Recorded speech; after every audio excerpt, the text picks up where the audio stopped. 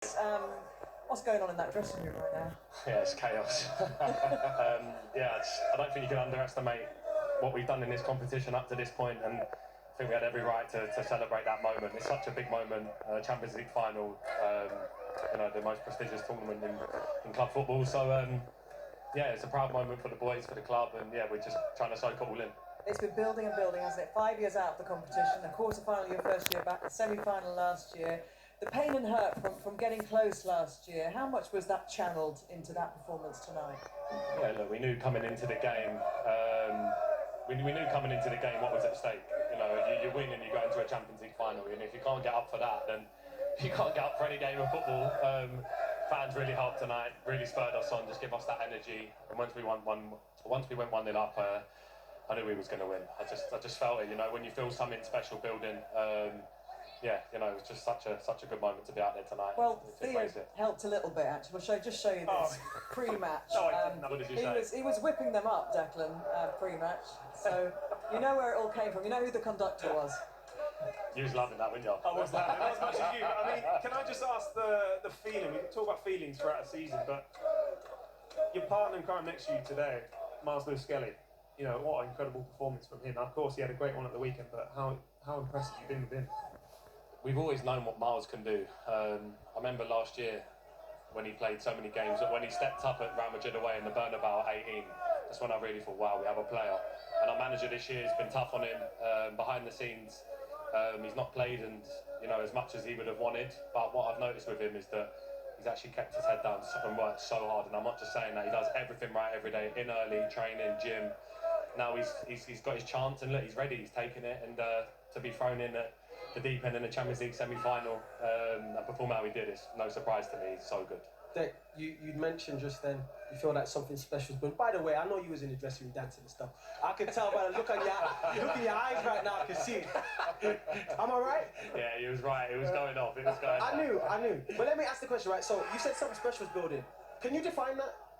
Yeah, I think just where this club's come from over the last few years and what we've been building, them narrow losses that we've had in the Premier League, going out of cup competitions, things that hurt you as a player, and I think the manager's taken full control. We've kept building, kept adding good quality to the squad, we've kept pushing each other, and in this competition and in the Premier League, we've gone full throttle, and we find ourselves in a very good position with less than a month to go. So look, it's all to play for.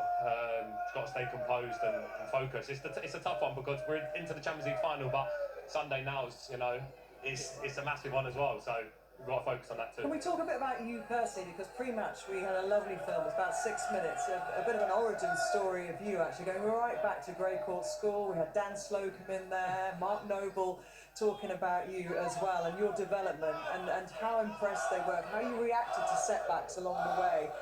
You go back to that City game when you sat on the ground, you said it's not over.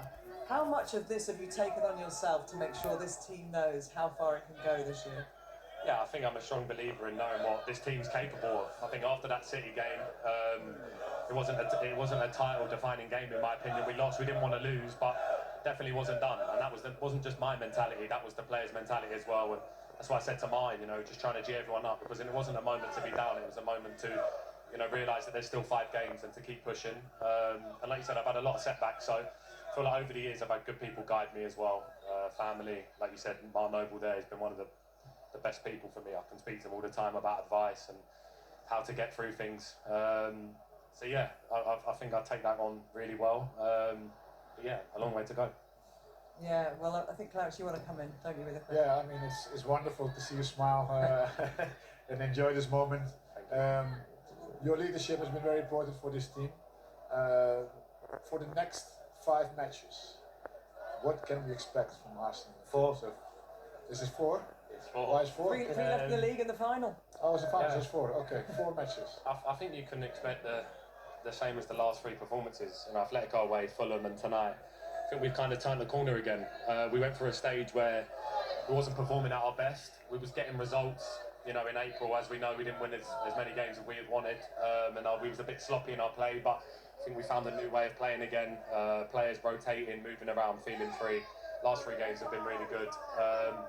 And yeah, you know, when you've got confidence in football, that's everything. And heading into the business end of the season now, going into every game, we're going to be ready, and I know everyone's focused. I can tell you that. Yeah, correct me if I'm wrong. However, I feel like you're ready to play anyone. Will you be watching tomorrow night thinking, doesn't matter, we play the final?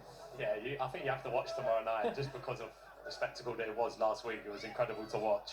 So many great, unbelievable players on show. So yeah, I'll give it a watch and see what happens. And it's the Champions League final. You've all played in them.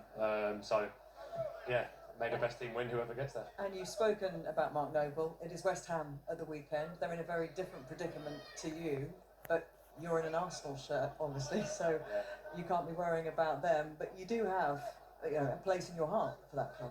Oh, yeah, it's a club that give me everything. Without West Ham, there's no me. And I honestly believe that. They give me a chance when Chelsea didn't. And a lot of people there really did push me on. Moisey, Slaven Bilic, Pellegrini made me captain. Loads of good things about that club. It's not nice to see the position they're in, but like you said, it's football, and I have a job to do on Sunday. You know, we're trying to win a Premier League title, and yeah, it's the business end of the season, so we want to win every game, and I'm sure they're going to want to win every game too. So yeah, may the best team win. Well, I'm sure you'll be buzzing tonight, but try and get some sleep, and best of luck for the rest of the so much. season. Thank you so much for joining us. Thank you. Thank you. Thank you. Well done.